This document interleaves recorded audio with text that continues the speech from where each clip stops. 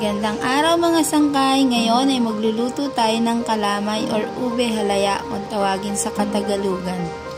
Ano nga ba ang sikreto ng malapot na kalamay? Welcome sa aking channel, Simpleng Nanay.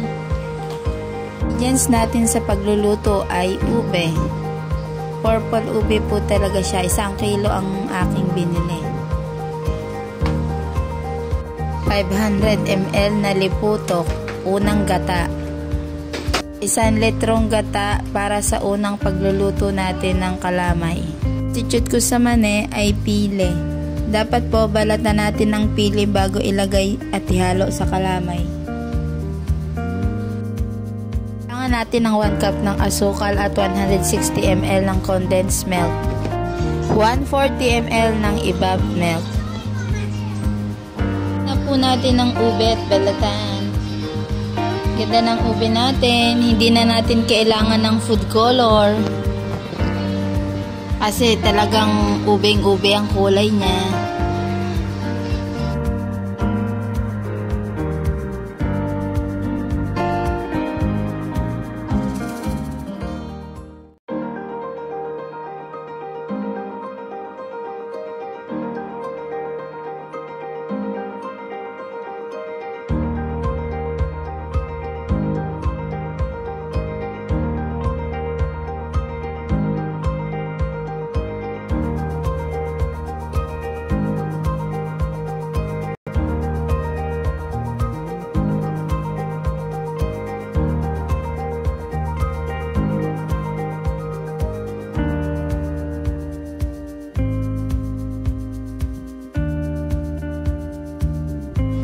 Bago po natin siya yadyarin, dapat kailangan hugasan muna po natin siya pagkabalat.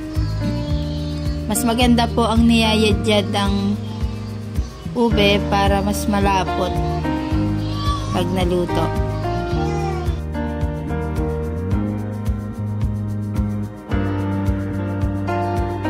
Ayan po, habang niyayadyad ko, sobrang lapot na niya.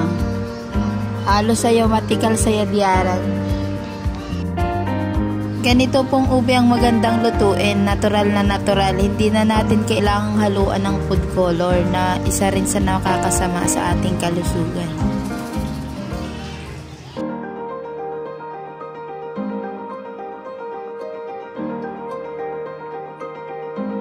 Lagyan po natin ng 1 kurot na anis ang ating lulutuin.